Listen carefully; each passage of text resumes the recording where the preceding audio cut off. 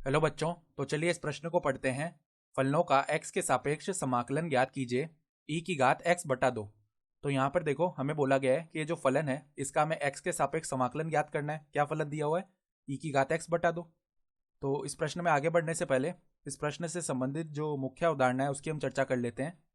तो देखो यहाँ पर मुख्य अवधारणा क्या हो जाएगी। देखो यहाँ पर समाकलन का हमें ये सूत्र पता होना चाहिए कि e की घात t का जो समाकलन है t के सापेक्ष क्या होता है?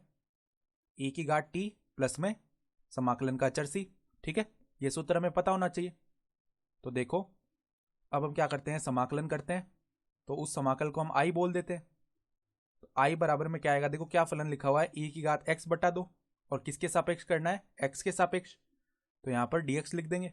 ठीक है, तो आगे समाकलन करने के लिए हम यहाँ पर क्या करते हैं, प्रतिस्थापन करते हैं। ये जो e की घात में x बटा 2 लिखा हुआ है इसको हम एक बार के लिए t बोल देते हैं। तो माना कि x बटा 2 बराबर में t। अब हम क्या करते हैं, दोनों तरफ x के सापेक्ष अवकलन करते हैं।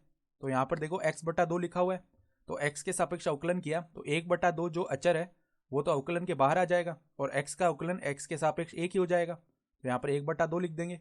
फिर t का अवकलन x के सापेक्ष dt बट्टा में dx आ जाएगा। तो अगर यहाँ से हम dx का मान पता करें तो वो क्या आ जाएगा, 2 dt। ठीक है, तो देखो i का मान क्या बनेगा, i बराबर में समाकलन, यहाँ पर देखो e की घात में x बटा 2 लिखा हुआ है और x बटा 2 हमने क्या बोला है, t। तो यहाँ पर e की घात t बन जाएगा। फिर देखो dx का मान क्या है, 2 dt। तो यहाँ पर देखो 2 तो अचर है तो उसको हम समाकलन के बाहर लिख सकते हैं और यहाँ पर क्या आ जाएगा, dt।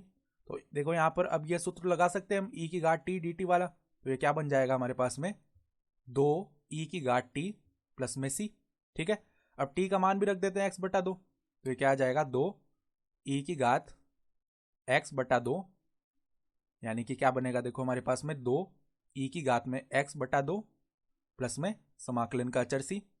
और यही हमारे पास में इस फलन का x के सापेक्ष समाकलन हो जाएगा। सॉरी, यानी कि जो हमें बोला गया था फलन सवाल में उसका x के सापेक्ष समाकलन क्या आ गया, 2 e की घात x बटा 2 प्लस में समाकलन का अचर c।